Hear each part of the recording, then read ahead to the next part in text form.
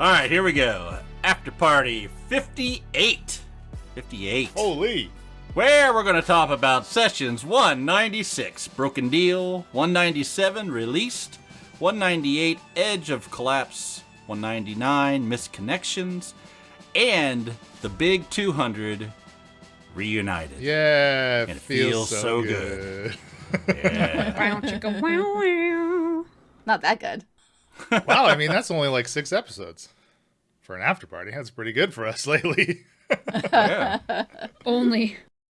Well, we're going to be talking about those 6 and also reflecting on like Shakara and Shaft's solo stuff on the split too, which we haven't really covered. The majority of us here don't know what happened in those, so they're going to kind of be discovering it as we're discussing it. Maybe hit on some of the highlights and some of the more important aspects of it. But before we jump into the 196 to 200, I was curious of how John and Emily, let's start with John, save the best for last. Do you feel like your solo stuff with Shaft, like did you accomplish what you felt you needed to accomplish from the split? Interesting. Okay, I think overall, yes. I think the main thing, Shaft only has a couple people that he really cares about, one being Kepley and the other being Nina. And knowing what the situation was happening, he wanted to get that box, of course, but wanted to get Kepley to safety. So that was probably indirectly, that wasn't his mission, of course, but indirectly by getting the box and finding out the Paladins were there, and were hunting them down, I think he accomplished that. Did you forget to mention the third person that Shaft cares about? Himself?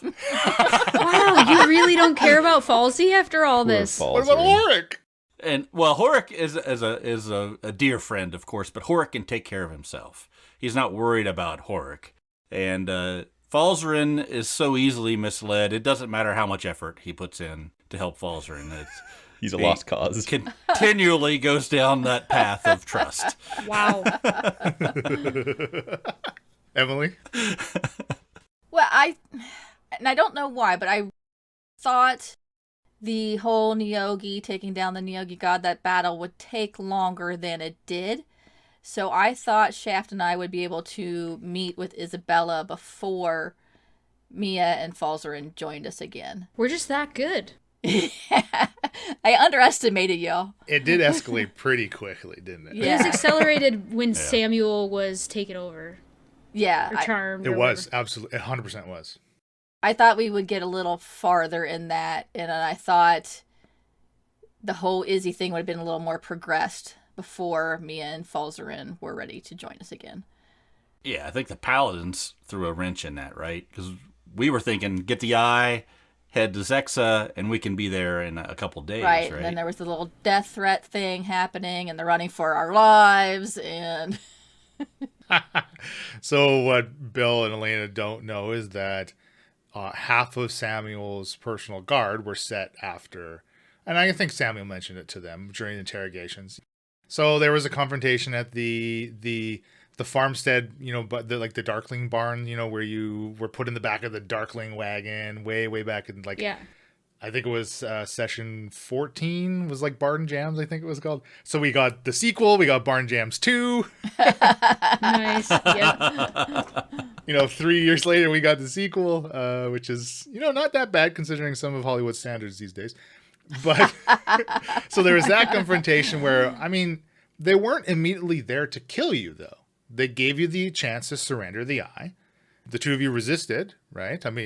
Obviously you resisted, but they didn't come in guns blazing and immediately gun you down. In my revisionist history, that's how it happened. They wanted the eyes, but they also wanted our weapons that we acquired. Yeah, they wanted everything True. from us. That is true. Mm-hmm.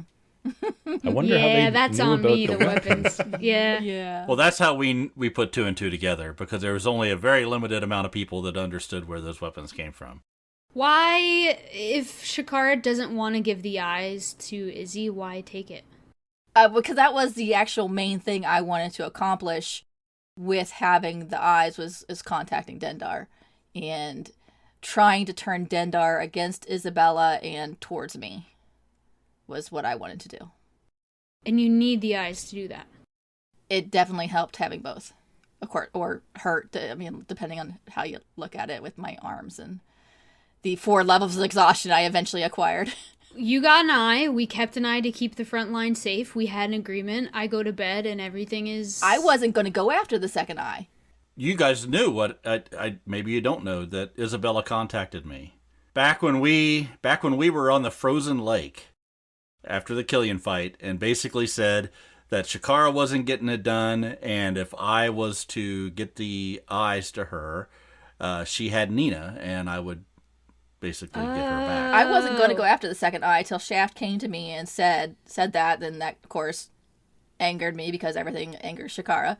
And it was like, how could Isabella not trust me to do this? I have the one eye. I'm about to get the second eye. I'm about to do what she says. And now she's sending somebody else again to do with the thing that I was tasked with. So Falzarin can commiserate with you, man.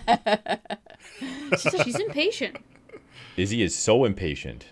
Okay, well, that's making more sense. So this is Shaft's decision to get the eye out of the tower. Yes. Screw the front line. Yeah, that makes sense. I don't think Shakara... Well, let me say that Shakara didn't argue. Well, no, I didn't. Not at all. She was all on board, and I knew she would be. So were you guys in Samuel's tent that night? No. No. So it was his armor glowing blue then, it wasn't the eyes. Do Shaft and Shakara know what happened there or why that happened? I think... So Emily has a theory that since all the pieces are needed, the eyes, the armor, the scythe, everything's needed to bring them back. I don't know why they would. It's start like holding blinking, the though. eyes, right? He's like failing checks potentially. Oh or yeah, that could be getting exhausted. So he's just like suffering complete exhaustion because he doesn't really know how to use. He doesn't know how to use the armor. I don't think it's because of the eyes. I think it's he doesn't know how to use it. What about the scythe though? He's missing the scythe. So I thought maybe if a piece is missing. I think it's just because he doesn't know how to use the armor, and like with the eyes, I have to make you have to make checks in order to hold them or be near them. So he probably, like you just said, is failing checks, and that's why it started blinking, and he's losing strength because he's not proficient with armor. My understanding of the mechanics of 5e though, and maybe Leland's homebrewing this a little bit, and that's why it's different. But when you eventually like reach maximum exhaustion, you just die. As opposed to he's in like some sort of stasis or coma. Well, I I don't know if he's reaching exhaustion. He's just, well, maybe he is. We don't know. So you guys leaving in the middle of the night without a trace, no word, because the note went to Kay. There was a note. The note went to Kay. I didn't know that. Yeah. And with Falzarin being Kay and not like particularly focused on finding you guys or helping you guys, it makes more sense why I chilled out, just like putting the Nyogi up front, and then... My thought process was you're going in with Samuel with this massive army, a big thing of armor, and you two are going. It's not going to make much difference if the two of us, and I'm on a timeline to get Nina back, which is my purpose, right? So that I'd let Falzarin know. So my concern was if I didn't let one of you know, then you were going to port to us. And I didn't want you porting to us. Right, so that's why I left the note, so he could tell you, so you guys would both go, okay, there's no reason to be alarmed. But that never worked out. Yeah. So, I mean, I definitely, they definitely suspected you guys in the first place and went to recall, like, tracking you guys. Because somebody gave him all of Shaft's contacts and people that he knows, and... But I made it worse by giving information in which, like, Mia was just honestly trying to be helpful because, like, you could have been stolen. I thought Izzy, like, potentially captured being very you. helpful to him. Okay. I just, like, without knowing all the details, like, the Mia-ness made it worse. From our side, we knew somebody gave him contact, somebody gave him information, and we were like, why? Because you had the note. Why? You knew what we were doing. Why did you do all this? No, but knowing that you didn't know what happened to us, it makes more sense. I mean, Kepley was in danger, and then my good friend Lag the Rock wasn't too appreciative of the fact that there were a bunch of paladins questioning him about me. Right. So Shaft is the one that kind of really saw the fallout from Mia's zone of truth comments. Again, while I was under the zone of truth, it was Kay like questioning me, right? No. When Samuel was zoning you, he was not yet enslaved because you were first, and then Falzern / Kay. Oh, Falzern did it in his. Yes, That's right. Okay. Yeah. So that is basically the last true interaction that Mia had with Samuel before he's now unconscious and comatose, etc. Right. So really, any interaction that you had with Samuel after that fact were decisions being made by Kay under his control, which like you had mentioned before, the acceleration of moving into the mountains. I mean, clearly before things were entirely ready, but that because of Mia and Falzern's efforts, that did ultimately backfire on Kay. Really, I mean, I guess really more Mia than Falzern, as Falzern was just kind of was able to get back into his body, thankfully, once Kay vacated it for Kay's own created corpse body thing. Yeah, so the fights definitely slowed you guys down. So, I mean, Elena wants to say sorry, but Mia was just being Mia, so I don't know. No, I get No apology, like, necessary, but I felt bad. We spent some time in the sewers. We spent some time, navigating around, taking paths that we wouldn't have taken. Definitely. So there was definitely another day. Or potentially sacrificed his life for Shikara, surprisingly. I mean, I have no idea. But also the volcano eruption and the Neogi escape plan just completely cut the timeline of Shaft and Shakar being in Drakal short. Like they immediately had to flee the city, right? Right. Yeah. I mean, hell, I was halfway to getting up to the theater in my little Master Blaster backpack. That's true. You were on Gilgamesh's back in the backpack. Gilgamesh's legs partner. And he flies? No, it just he put want Shaft everybody in to a little fly. backpack. Gilgamesh is like this big burly orc, and he had Shaft in a backpack, and Gilgamesh was walking him through the city because the paladins were looking for Shaft and Shakara. That's hilarious. Okay, that's oh my funny. goodness. I would love to. I gotta listen I to can't that. wait to listen back, yeah. And that's the thing, like, I sent Shakara a message like, dude, you gotta get out of there, hoping they were together, and I guess you guys weren't, so how did that go down? So before Shaft and I had parted, I had given him an eerie token. It lasts for a full day. And I can just like repeatedly send messages. So like just whenever something updated, I sent him a new message. Can you reply? It's one way only, which is like when you said that message about trying to get out of the city. I forgot that I could reply, and Leyland's like, "Well, aren't you going to say something back?" And I was like, "Oh yeah, I can do that." Oh, okay. I was just about to ask, like, what was Shakar's thought process for not replying, but that makes more sense. To the first message. Yeah, the very first message Mia sent to Shakar did not reply to. That was that before or after the paladins attack? That was before, wasn't it? That was shortly before. That was like you had made it to the farmstead and you were like long resting, and Mia and Falls had woken up and they're like, well, where the hell are Shaft and Shakara? That was because I thought if I didn't reply, it would be less likely that you would come after us. That's all it was. I just needed information without that note. So, it is what it is, because you guys thought I had the note. Well, let me tell you, getting the eye was not easy task No, either. it wasn't. Ask Horik. Oh my goodness. You guys got beat up, and that's why you needed that long rest. And I'm So when definitely. Falzern and Mia, you saw the scratch and cut through sigil at the top of the tower, Horik and Shaft did that. Oh, I was looking at it like, does this mean anything? That was part of them trying to power it down, and Horik slashed into it, and he took a blast of fire and almost tumbled to the bottom of the tower, but Shaft was able to grab him before he fell. Yeah. They saw something from where they were? I went and investigated the tower, yeah. Because as the paladins retreated, or the remaining paladins retreated to the tower, right, the old front line, me and Falzern were there briefly before traveling to the Zexan cave. So they saw some of the aftermath of the two of you at the tower. I wanted to go up there and see what the volcano, like, lava situation was, and if Shakara couldn't meet us at the tower, she said the caves. So that's why that response was nice. Did you go down in that tunnel? What tunnel? Our the Bahir tunnel? They didn't go into Nope. the tunnel underneath the old supply tent. No, they didn't go into there. There's some stuff down there, too. You guys went back to where the supplies were stolen then. And probably a half undead guy, if I remember, laying down there. That's true. Still, There's half a zombie down wallering there. around. That's right. He could fill you in on what happened. Was that One of the huskies. the Huskies? Yeah. Yes. Just couldn't make it up the No, rope. couldn't get the husky. The husky got cut in half by a rope. Yeah, trying to lift him up out of a hole.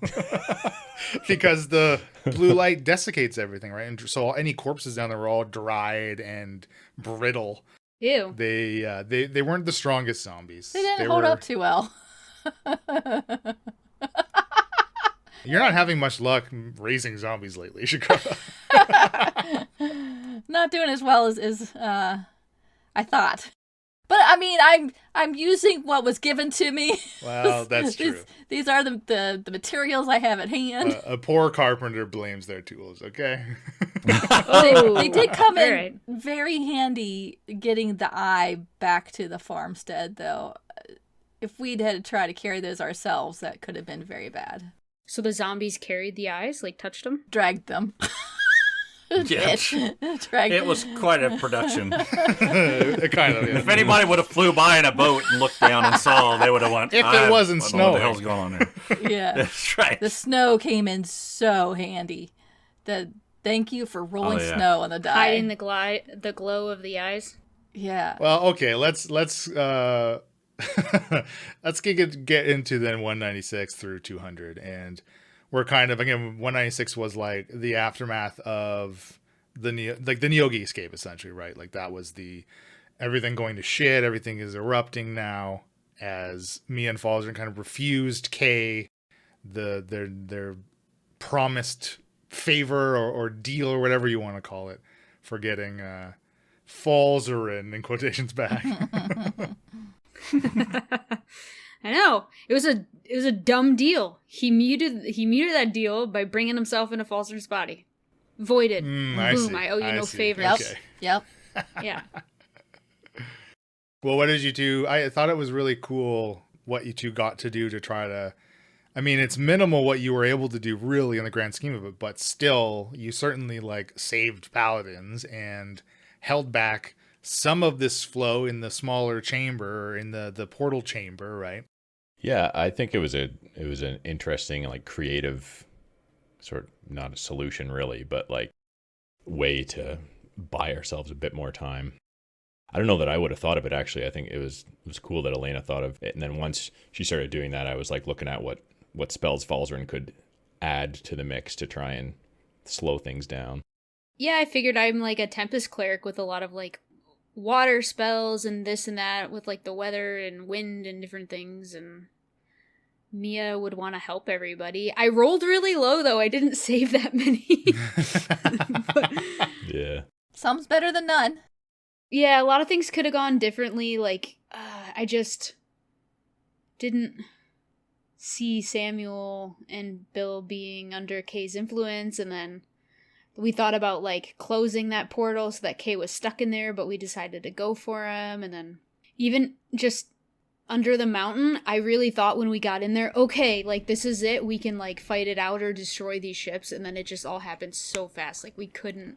Yeah. It was like, okay, basically we got under the mountain and we're like, all right, charge. And I was like ramped up, ready to go. And it was like, okay, never mind. And like turn around, like put a light up so people can find me and like get out of here. Like, Yeah, it was a little too late once Kay kind of gave that last dying signal throughout the system, right?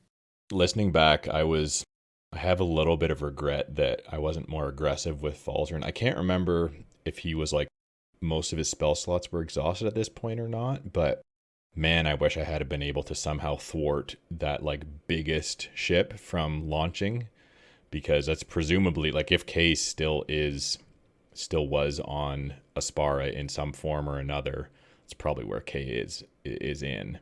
And like if I could have caused that ship to like not make it out and just get swallowed up in all the lava, what spell could do that?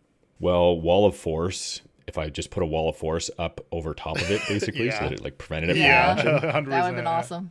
And did you have that spell slot, or you're saying you don't know? I can't remember. I feel like I probably didn't.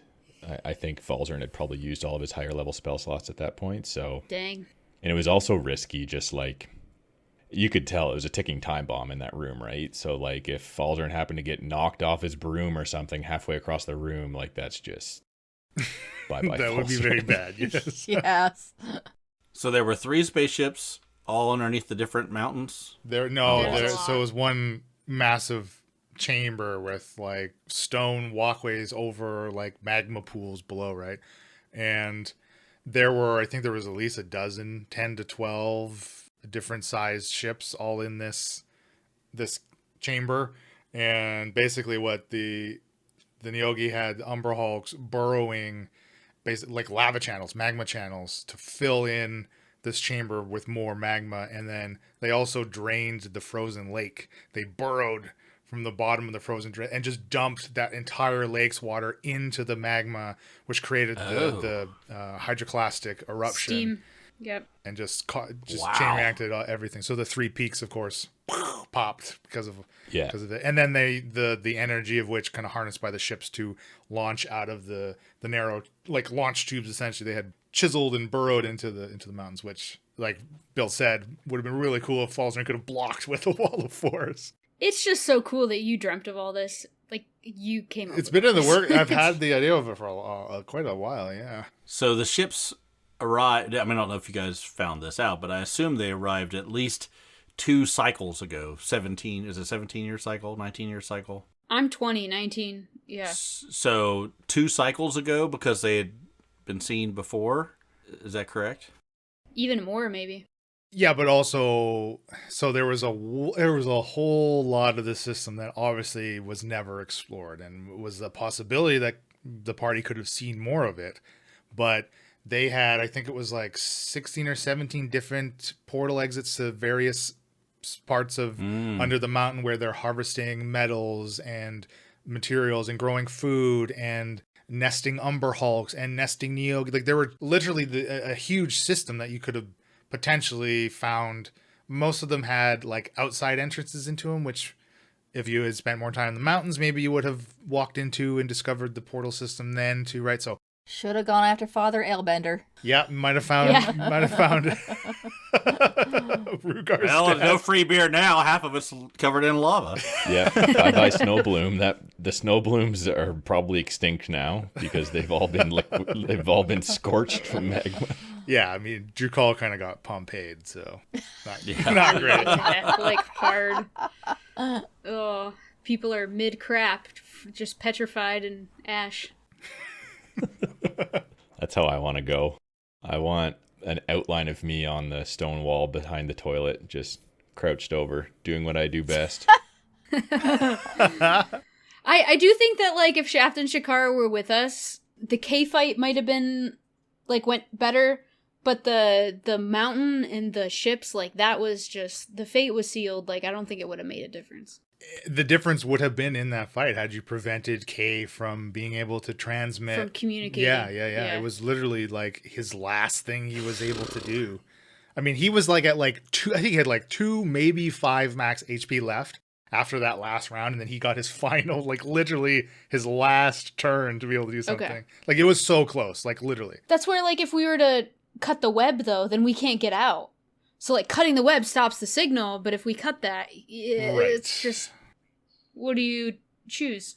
Yeah, it's tough. I mean, it's good that they're gone, right? I mean, that's the point. We assume they're gone. Their leadership and organization is gone. There are still Neogi on Aspara. So yeah, there's still infested cities. That will be Mia's after campaign. Yeah, right. That's Mia's cleanup job. Yeah. Also, like, their whole, like, massive network of all these caves and tunnels and stuff is, like, destroyed. So that's good. True. Because the magma poured into the main, like, central chamber with that big bloated thing that was controlling all these different web networks. So it's dead, I would assume. Which is going to disconnect all of the chambers from each other. Huge blow to their forces, for sure, if nothing else. I sent Shakara a message, get out, and where were you when you got that? Pussycat Palace. Yeah, and Hannah's bedroom. And where was Shaft? And why were you in Hannah's bedroom? got turned around in the sewer tunnels. Shaft would have been, yeah, Shakara did get a little lost in the sewer tunnels. She was trying to find her way to the Arcanal Theater. But Shaft, you would have been on your way back, like to the Arcanal, or to the Pussycat Palace after, on the back of Gilgamesh. Because that's when you got the message through the Eerie token from Shakara saying, Mia blew up the mountain, get out. Yeah. Yeah, right. I didn't. Okay. That's what I said. Mia blew up the mountain. So I think it was 197 released. We kind of, Shakara said goodbye to Dreg. That was when Dreg left the family as Shakara. I think it was in 200 she put it. Yeah. He's going to find a way to destroy the eyes, I think you said to us. He said he had had a long talk with Braun. He no longer was seeking revenge, which was part of why he joined the family in the first place, to get revenge on Alstoff. What? I was going to kill Tennerman for him. And then he said no. Yeah, because he wanted to do it. That's why he accepted the dagger from Shakara, because he was going to do it. Oh. I was trying to empower him to do it himself, but Braun apparently talked him out of it. And so then when he forgave Tinnerman and no longer felt the need to kill him, he no longer felt the need to be part of the family. So he basically asked to be released, which I did.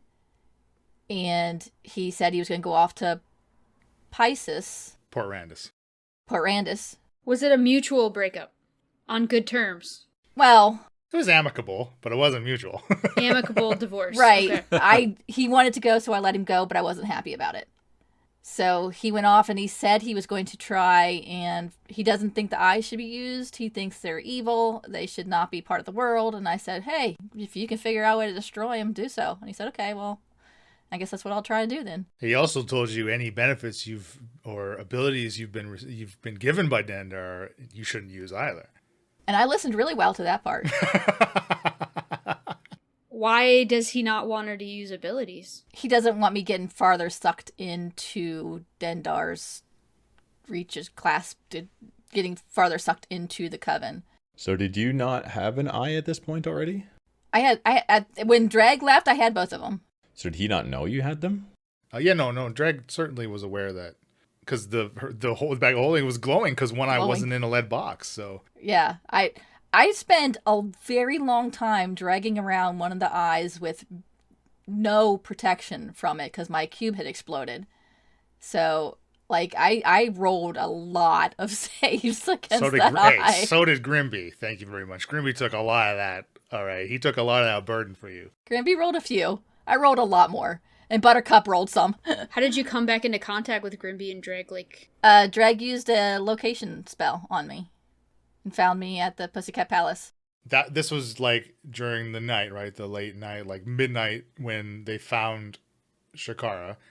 Dreg, Hulsa, and Grimby left the Paladin camp that day's morning / mid-afternoon, right? Like noonish, right? Because they said goodbye to me and Falzarin. And then basically the time that Shaft and Shakara spends like in the farmhouse and like resting in the farmhouse and fighting the personal guard there and then fleeing and getting into the city, right? And holding up in Hannah's abandoned district, soon to no longer be abandoned, was when like during the time me and Falzarin and the rest of the Paladins were preparing to march into the caves and take the fight to the Nyogi at the helm of Samuel's commands, aka Kay's commands, to accelerate things. Did Grimby tell Shakara that it was all our fault and he hates us? No, actually, okay. Grimby. When we got back together in the cave, that was when I learned that it was quote unquote your fault that Grimby got kicked out of the Paladin camp.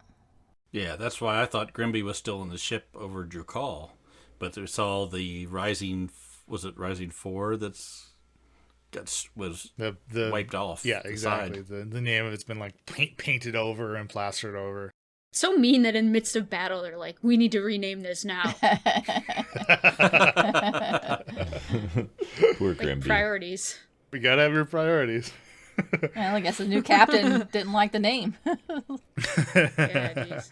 Well, so Shaft managed to get barely out of the city by the southernmost gate of it, which put him a little further away from, like, added some extra travel time to him getting to the Zexan cave, as he was a little further south and kind of a little further west as well, compared to like me and Falzern up at the tower, and then even Shakara in like from the Pussycat Palace. Shakara utilizes her new ability to basically get out of dodge very quickly, very, very quickly. And of course, me and Falzarin, as they're coming down the mountain back to the tower, see the pulsing blue of the eye in the distance, and are like, well, this has to be connected, right? Immediately, Mia was Flying like, real fast. yeah, let's go, Yeah. let's get on Denny. And unable to make ground because actually Dendara's fly speed and Denny's fly speed are the same, actually. With Dendara's head start, We couldn't gain. yeah, couldn't gain. Dendara. I like it. The little bit that I did listen to, because there was so much, I only chose to listen to a little of 189. Shakara needed an over 20 on a D100 to like convince Dendar against Izzy, sort of thing. Is that what I'm remembering correctly? Or So the first time I had to roll to get my shape change ability, that was part of the same roll, wasn't it? To get the shape change ability? It was. So you were essentially asking for Dendar's favor is really what it was. And Yes, yeah. You failed the roll. Failed spectacularly. It's basically represented your connection to Dendar through the physical contact of the eyes, and obviously Dendar being imprisoned in the big ice wall with Father Limerick and who you believe to be Kalar. That's kind of what it represented, that tenuous connection that Dendar even really has to the material plane, being where she's imprisoned kind of thing. So that's essentially what that represented. And I thought you had a pretty good chance. Yeah. I thought so too. For till you anybody roll. else, it would have been a pretty good chance. You're like, what are double zeros? Yeah. Yeah. So, like, what could have potentially changed if you would have rolled that 20 or above, though, is what I'm saying. Like, I would have gotten the serpent ability, and then I wouldn't have had to do it again, farther damaging myself and taking on more exhaustion. I got to level 4 of exhaustion during all of Wow. that. right. That is when very I was bad. healing you. Yeah. And then I guess the little bit that I did learn is that your hands being shriveled was from holding the eyes or touching them or something. Yes. So don't touch the eyes. No. Alamar stole my cube, that stupid wizard, whatever he is. Yeah. And then, Alamar and Falzarin kind of seemed to make amends. Alamar kind of apologized for the way he treated Falzarin those years in Heraklion. Yeah, it was a touching little interaction. I thought so. It was that kind of after Alamar failed to do anything to help Samuel, kind of coming to the realization that, well, I'm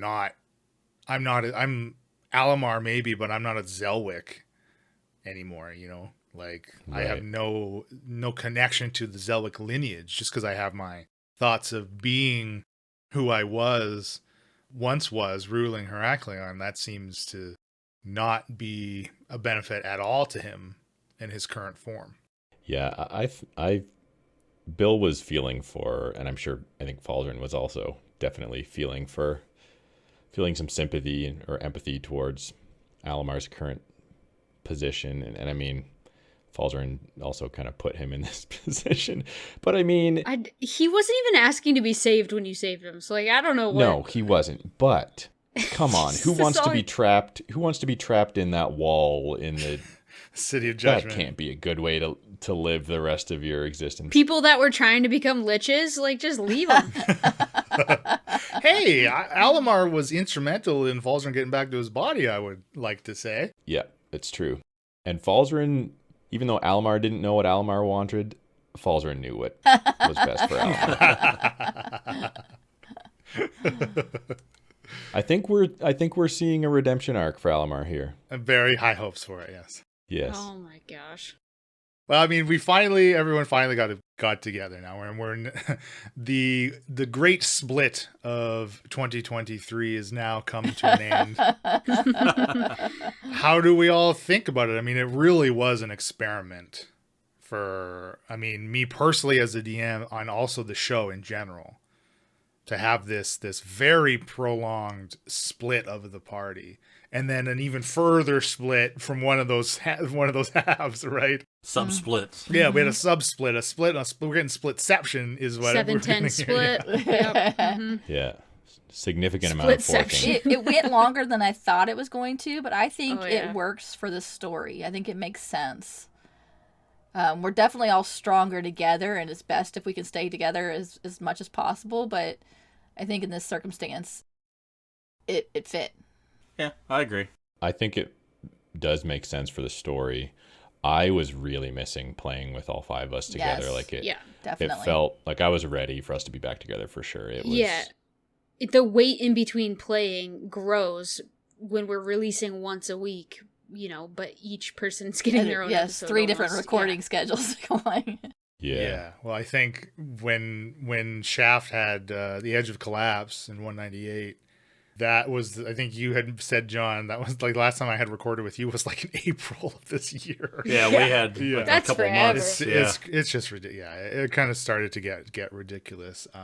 I will say though, I think with some of our changing schedules that the 5 of us have going on personally, it definitely helped us maintain weekly releases. I will. Yeah. It was definitely beneficial that way. Yeah. We had a Yeah. lot of flexibility to keep content going. But it's funny because it would have been impossible, obviously, for me to say, okay, I'm going to play with just Bill and Elena for 3 of our play sessions, which might amount to 4 to 6 episodes, say. But we can't, because one, you have their setting spells going everywhere. The actions of one side is clearly affecting the actions or the consequences for the other side, right? I mean, Tell me about it. I mean, obviously the Nyogi escape is a ridiculous example of that, but yeah, there's just like you're still connected, and one, you're not really that far apart, right? It's not like 2 of you were in Heracleon for like 10 episodes again, right? Well, I know for you it had to be like a very pleasant nightmare, right? Because you get to move things around. But I know like there's situations where I was in, I wanted to track like Shakara, and where you were with recording with her, with recording with me, and all that, there wasn't a clear answer to me. What tracks do I see? And then you have to sort of go, okay, well, wait, maybe you see, because we ended up seeing horse tracks and somebody being drugged, which I assume is who was the summoned horse, I assume, right? Yeah. I was at 4 levels of exhaustion. I was not moving quickly at all. So Was it dragging you? dragging me so I could sleep. Okay. So Oh, that's what wow. we saw too then. That's hilarious. But you are right, John. That's so wild. when John's play to get out of the city, suddenly Shaft was ahead of the timeline of everybody, and Shakara was still in the Pussycat Palace, seeing the mountains explode, and had just been warned to get out of the city. But Shaft then suddenly became ahead, and we didn't really know what Shakara was going to do or how she was going to do it. So yeah, but I mean that's where the editing comes in, right? That's where, thankfully, we don't have to retcon because the continuity is nice. We never want to have to retcon something like that. But you sitting there going, okay, this is a good time. Plus, this is a good place to stop, right? Yeah. Because you Yeah, sort yeah. of know, hey, I got to weave this. I got to go play session with Shakara now because there definitely was a bit of weaving just with the ability of communication back and forth. Honestly, that helped me a lot keep track of where and when everything's happening too, right? So that was kind of beneficial in running it all. But it means that, okay, John, you might be available to record, but really I need to record with Bill and Elena because I got to figure out we have to resolve something with them before the ramifications can be role played with you, kind of thing. So right. Yeah, it definitely came with its challenges, but I like the perfect nightmare thing. It was very, very apt. Can you have a wet It didn't nightmare? feel railroady. Oh my gosh. Ew. Depends on what you're into, I guess. It didn't feel railroady. We never felt like when you're like, okay, this is a good place to stop. Like, no, like we didn't feel like that. So I would hope as a listener you're getting to hear things, these little pieces and see the reactions of other people, per editing and such. I think that would be awesome to listen to. I wonder now that, it's all like we're back together and it's all been the split has been released. We've had this split arc now. If you went and just listened, not released chronologically, but if you just like, okay, I want to stick with me and Falzer and I want to listen from them from the split, only their episodes to when we're back together and be left out. And then like, okay, now I'm going to go see like Shaft and Shakar. And then you have a further decision. Well, let's stick with Shakar and see what's happening until they're back together.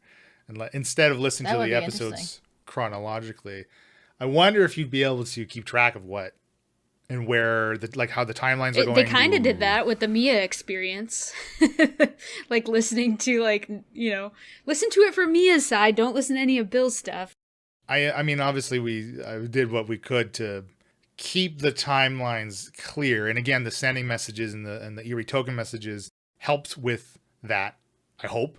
But if you listen to just as they were being released, again, as a nature of how we had to play and the nature of how we basically produce the show is where we have maybe we're very close. Our plays are incredibly close to the release dates, right? And that's kind of how the show has been predominantly for the last 4 years. So as a result of that, we couldn't have just unfortunately had all of one character or one pair's episodes come out until we're back together, right? Which I think might have been probably a better listening experience. I don't know. I would think so, yeah. Because it's all unfolding. It's like a movie, right? You usually see 3 things happening at one time. It sort of cuts between the different actions that are happening, and then it all sort of comes together. So it's really fun to know more than some of the characters know. So I bet it was fun to listen to. I'm kind of jealous that they get the experience of listening to all the different parts and then noticing the seeds that Leland's planting here and there, tying the actions and consequences together. Where we're like, okay, there's a slash and a rune, whatever. Yeah, what the hell is this? Yeah.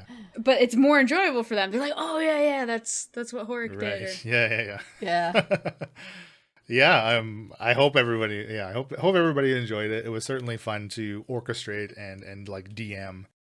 But yeah, I agree. It probably became a little long in the tooth by the time everybody got back together. But I mean, thank goodness we have weekly releases and not bi-weekly releases. Otherwise, it would still be going, right?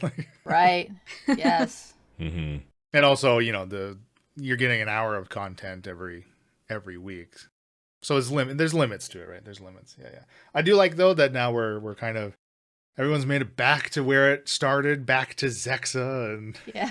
it just kind of happened to unfold that way, which I think is interesting. And yeah, it's the next few episodes, we're getting very, very close to wrapping the campaign. Yeah. Yep. It's happening. This is not a drill. Yes, you may have heard us say this before, but it's not a drill. I was just to We prepare really you. need it this time. We really mean it. Roll of persuasion. I opened up Roll20 because we're going to be playing an Aspara session after this after party, and oh boy. Yeah, oh boy. It's a pretty crowded map that we're on right now. Look, everything can be fine. Just be your usual charming selves that the party members are, and I'm sure everything will be just fine. We did have a couple of questions. Is he telling us to charm them? Oh no, I don't want to put any ideas in your head. A couple of questions. One kind of, I got a DM from Bill Ben just commenting on my recall and asking if I actually remembered stuff from the first 10 sessions at the Zexa cave, because I think I had made a comment about the fight with the little critter, the mean lock, and it tried to make you all afraid, and everybody passed its say or whatever. And he was like, "Did you actually remember that from 2020 or whatever, or 2019 or whatever it is?" But part of my prep is I will more often than not go and listen back to to a number of relevant episodes as part of my prep. Again, to refresh myself of what's going on, because it's not all contained within my very lengthy amount of notes for the campaign. So I had just recently listened to session 7 and 8 when the party was there with Chucky, and so that's why I was recalling from a couple of days ago, not from a number of years ago. We often get little comments. I just re-listened to this episode, and we're like, "Oh, should we go? Why is he listening to that one? What's going to happen?" I will say that Leland does have, I would say, a better than average memory. Very good memory. Not to toot my own horn, but I certainly get within an episode or two of where I think I need to listen to recall to some specific But details. how many times have you heard and edited in our through? defense, he listens to each episode like 20 times. Get out of here. I play some of them without even listening back to them, so, you know. Well, I listen in the car, so when I go back and I'm listening back and I'm going, oh, I didn't catch that when we were playing or something, but I'm in a car. I can't write anything down or do anything. And then it's like 3 weeks later we're playing and I'm like, oh, I completely forgot that's what Falzarin said or whatever. So, yeah, it's tough to keep on, especially after 4.5 years. Yeah. To try to remember stuff. I'm sure the list of questions that each of you have forgotten to ask about things that we just never really completed throughout the campaign. It's like a mile long, and it would be great to have them for our end of campaign after party, right? To reflect on some things. And I honestly couldn't even tell you what. Like, I don't even know what the list of everything you missed. Like, if I were to make a list of things you missed and could have uncovered, like, it's so varied. So we just talked about Sybil's wand or something, like, before we recorded. Be like, okay, what was Sybil again? Let's talk about, like, I need to make some notes and be like, I need answers to this, because you probably have answers. When I get reminded of it, like, I'll know what I intended. What would have happened if we went down this fork? Exactly. So many things change so drastically. I mean, just we don't want to keep talking about plays that we've already done and that are yet to be released, but they just wait so differently than I could have even imagined going in. And we're at the end of the campaign. You think I should be able to predict something, but no. It's which is good. Which kind of leads me into a question from Britt. She asked, when the players roleplay in a way that involves NPCs, for example, Shakara branding Grimby, how much of that do I, the GM and the player, how much of it do we discuss beforehand? Has there been instances where you have said the NPC would not go along with or do what the player came up with? I think that plays into kind of what I was talking about, like not everything is contained within my notes because so many things change and a number of things are ad-libbed and just role-played in the moment. Now, in the specific instance of the kind of Shakara Grimby bonding, Emily, you had sent me a DM like, hey, I think I want to do this with Grimby. Like, before everyone gets back to the cave, because Shakara was there first, I want to have this RP opportunity with Grimby. But I think once we had recorded that, I think, Emily, you had said something like, I did not know if Grimby was going to go for it. Yeah, the way you started talking, like, because like you said, I said, this is what I want to do. This is how I wanted to present this opportunity to Grimby and do it with the hair and the vines and everything. I explained that out to you, but you didn't reply. Like, you just like, oh, that sounds cool, something like that. So then when Grimby started talking, I was like, oh shit, Grimby's gonna say no. This is not gonna happen. Well, and like that was like a prepared Grimby speech, but because you gave me the heads up, I was able to like jot some things down that I would want him to say, and I got a chance to think about his reaction. But I mean, I think like by now Grimby, like we've had Grimby around so long, like I know what Grimby's reaction would be, and I know where Grimby's loyalties lie. So even if you had sprung that on me, like what happened wouldn't have changed. Obviously the words he said might have changed differently, but I just couldn't resist. I love me a Grimby speech. I couldn't resist. Oh, I thought you were going to say I love Mia. Just end it there. I love Mia. I love a Mia a Grimby speech. I love a Mia Grimby speech. I know, if there's any kind of three-way going on, it's with Halsa, not Mia. Just saying. So I appreciate that heads up, but obviously, like, you could say something similar about when you approached, I mean, Halsa or Drag at the time, right? And in those moments, now I don't know if you want to say that Shakara approaching Drag with a opportunity into the family was predatory in Dreg's current mindset. I don't know, maybe if you want to go that far, but clearly what was going on with Dreg was There was consent. well, I mean, there ended up being consent, but Dreg was certainly more inclined to agree in his current mindset and what had just happened to him and what he was going through, right? And obviously now Dreg will never get to hear what went on between Dreg and Braun on the Rising Four and really understand their relationship that they now have after spending so much time together. But that's still something that happened, and those events still happened that are influencing both of those characters. So I don't know if that answers the question, but that's pretty much it. I get a heads up's always nice, but I would say in general, over the whole life of these 200 episodes, it's a rare occurrence where we pre-talk something that's going to happen with an NPC, right? Like I think when I told you, we were talking about getting together with Shakara and Shaft doing an episode, and I said, well, Shaft is going to go to see Lag, right? I want to do that because I had, some things I wanted to, and we never got to meet Lag, so I wanted to do that anyway. But my assumption going into that was Lag was going to be, hey, my buddy Shaft, right?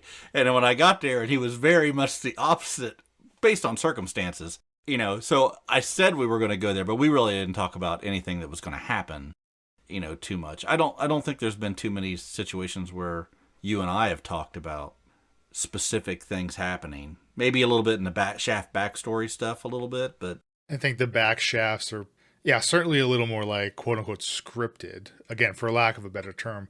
But like, even when it comes to something like Falzarin being in the City of Judgment after he died, I was literally expecting that to be a 15-minute thing.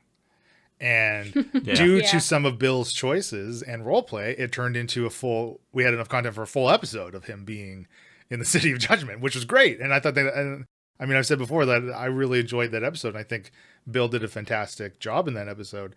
But that just kind of is the way that as players, you influence how things, like, truly, truly influence. I want to say that there is, maybe I could use one hand to count the number of things that I thought were going to go away and went the exact way that I thought they were going to go. When you say away, you mean like a space A certain W. way. Like a certain way, a certain way. Thought they were gonna go away, but Isabella, she stuck around for a real long time. She was just a portly doctor, very confused. Well, I mean, you met Isabella in the first episode. Of course she's the BBEG. Come on. Yeah. Episode 1. I think between me and Leland, we've had not a lot, but a handful of times where we've discussed potential things that I was thinking about doing, but it's been rare, if ever, that you've like given me concrete what I can expect to happen if I do X, Y, or Z, which I like personally. Yeah, I mean, and like I said, the kind of heads up that you as players have been giving me, or are able to give me, like, just allows my preparation to be better. Yeah. And like when we both know, like you said, it's literally as simple as I'm going to pose this question to this NPC. And usually that question has potential large ramifications and is not something as simple as, what would you like for breakfast today, Grimby? Like, you know what I mean? Like, yeah. More like, will you marry me, Grimby? No, once they've been married a while, those little questions will still piss each other off. Why do you keep asking me what do you want for breakfast? Every day.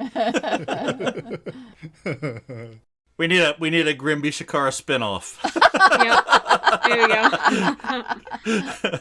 Hey, maybe we'll get a fanfic. Maybe in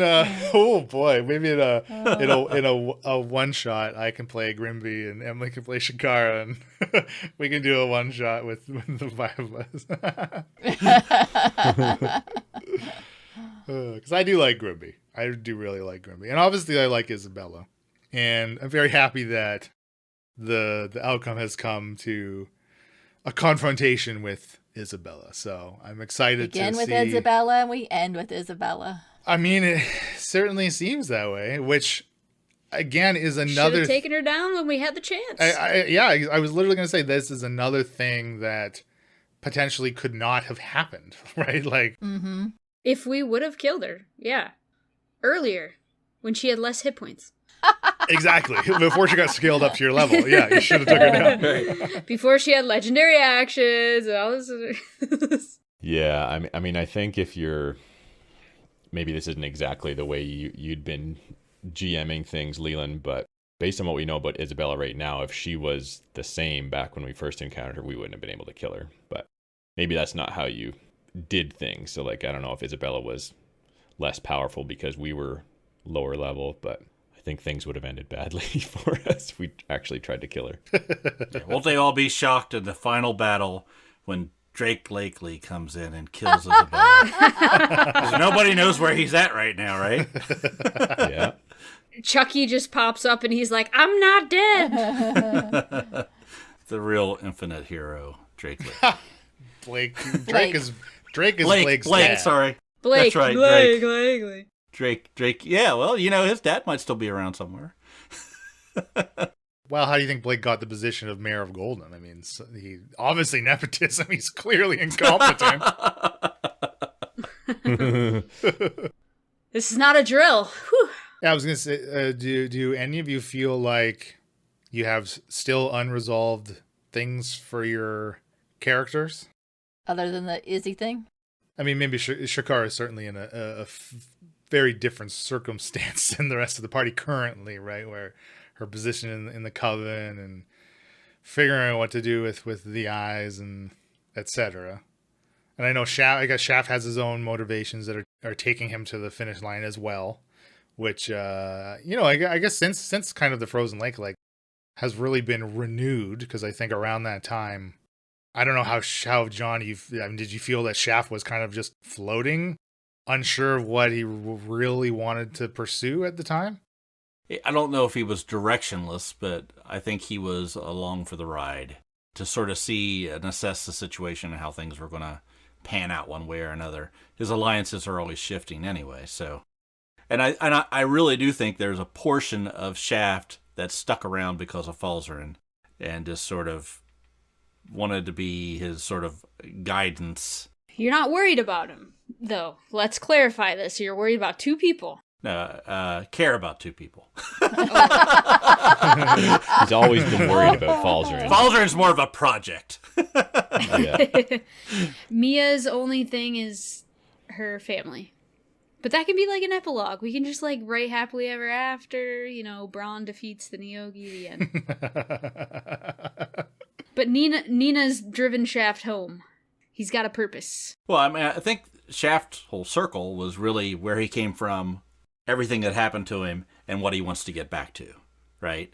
It's sort of you wanted something bigger in life, you cast everything away, you went and had your adventures, and then you realized what you had originally was what you really wanted all along, was really the cycle for Shaft. And he's now there at this precipice trying to make that happen or die. I think it's kind of a similar situation for Falzarin, and I'm happy with Falzarin's arc and feel like it's mostly concluded. Like he originally left Heraklion because he felt like his thirst for more magical knowledge and arcane learning was being hampered with what was allowed and what wasn't allowed in Heraklion. He's went out, he's adventured, he's been exposed to a lot of new magic and stuff, and also like almost did die and has almost died many times as well, and is like, he's like, you know what, adventuring maybe isn't the life for me. I think I just want to go back and retire to Heraklion. Right. I think it's kind of the same situation. He's like, you know what, Heraklion wasn't so bad. Just be Alamar's underling. Him and Alamar make up and become best buddies and rebuild Heraklion together. Just two best friends. You become Bert and Ernie. Yeah. Yeah, you have an entire keep and you share a bedroom. Each has a single bed. Yeah. The half elf and the goblin sleeping side by side. Falzarin, stop taking all of my covers.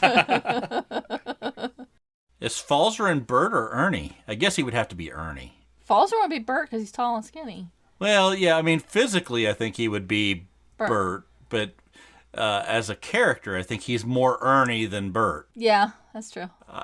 Yeah, I definitely think Falzarin would be Okay. You know a lot more about their personalities than I thought you would. I would have I'm guessed sitting that here you knew. nodding. It was.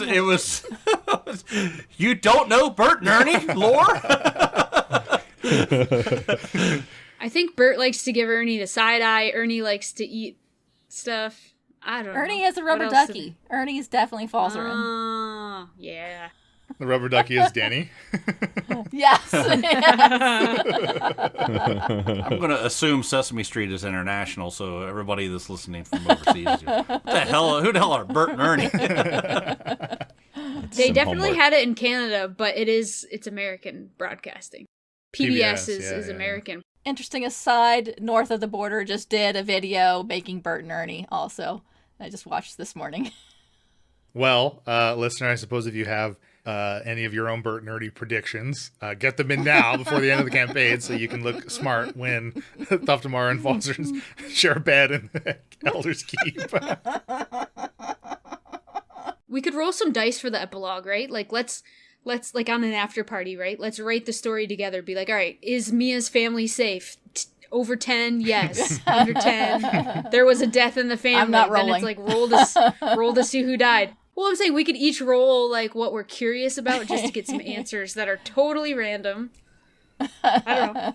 Yeah, it might be fun. Yeah, we can talk Leland about might it. have answers. Though. I mean, each of you can write your own epilogue as far as I'm concerned. That's what I was going to it's do. easier to roll a dice. I sounds like a Mia dice roll.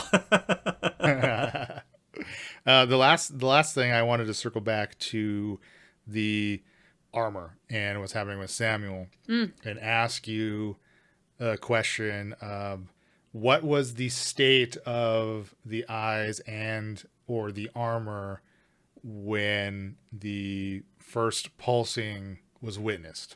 I don't remember. If you tell can't, us. I'm not going to. If you can, that might be a little hint as to what may or may not be going on. It pulsed when he first put it on, right? Like that night when Chikara first contacted Dendar, it was pulsing then, wasn't it? It was. Did you induce the pulsing by contacting Dendar? Ooh. I don't know. Maybe. Is your mouth moving and nothing's coming out? I What's- don't know. I don't know.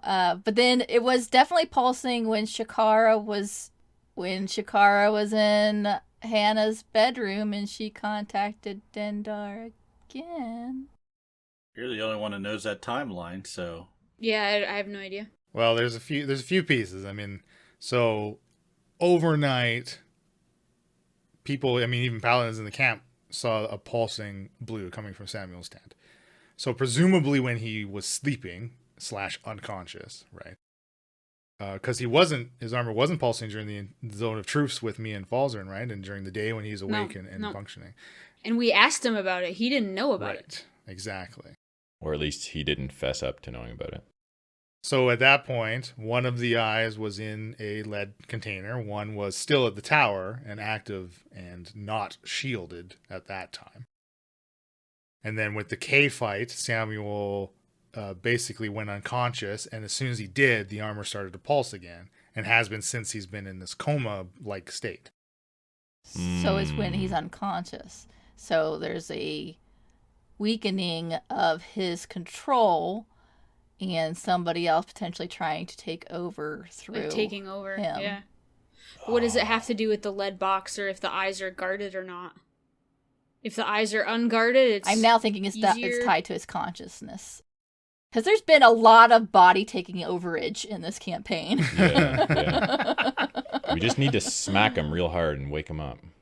Because they're on another plane and they're trying to find weak points Yes. to like get to the material plane or something. Yeah. Yeah, I mean we've seen this happen, right? Like With Kralakina. with Falzarin. Falzarin.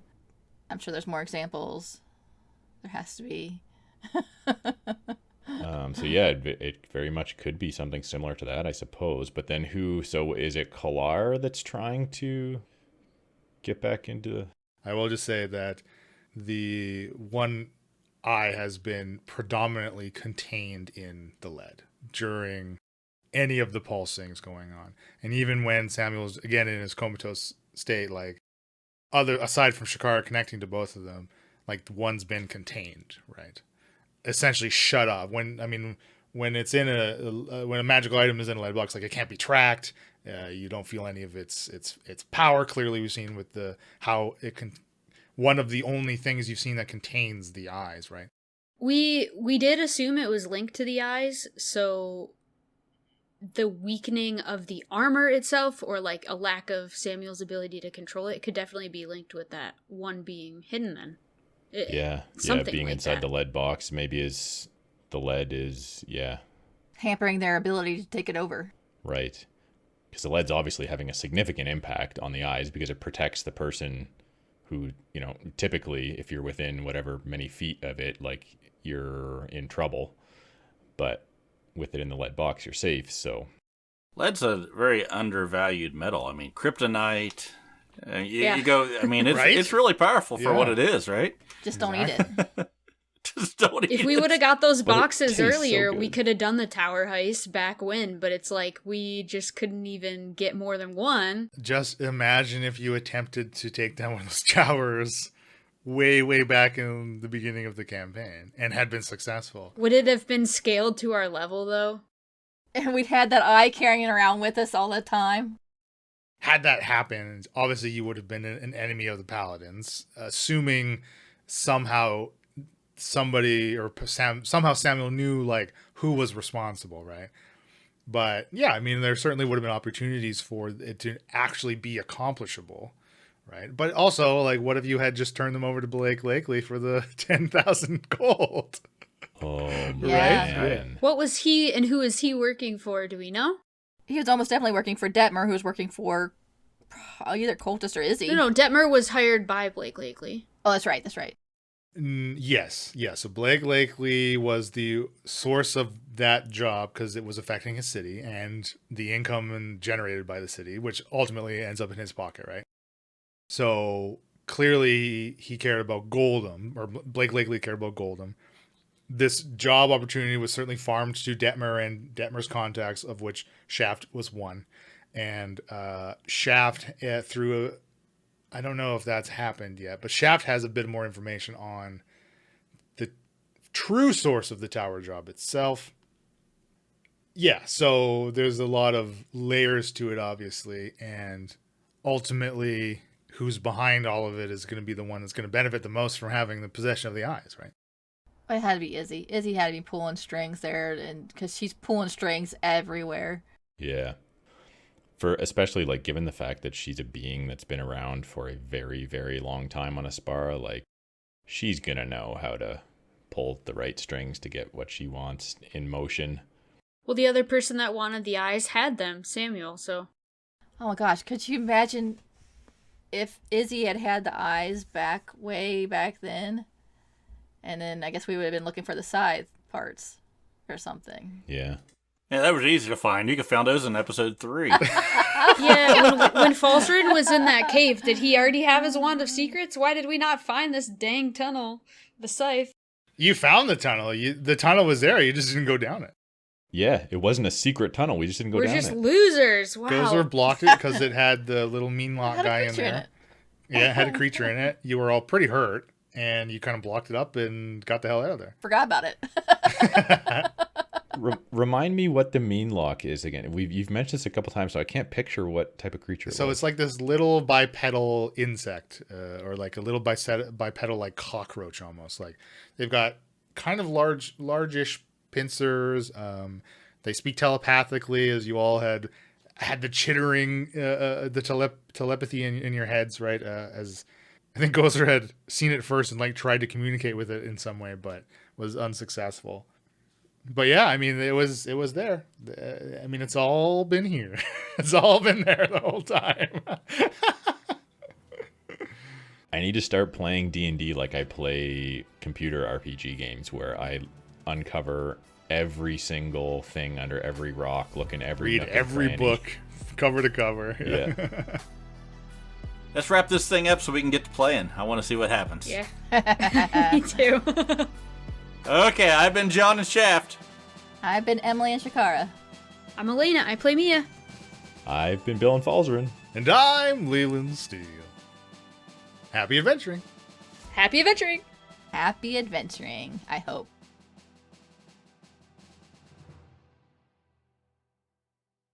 This has been a Sounds of Steel production. Wait, we're doing the after party? I thought we were playing. We already corrected you twice on this. You can do the after party as Falzarin. I'm getting all my dice out and, like, concerned because Okay. it takes me a long time to get all my dice out.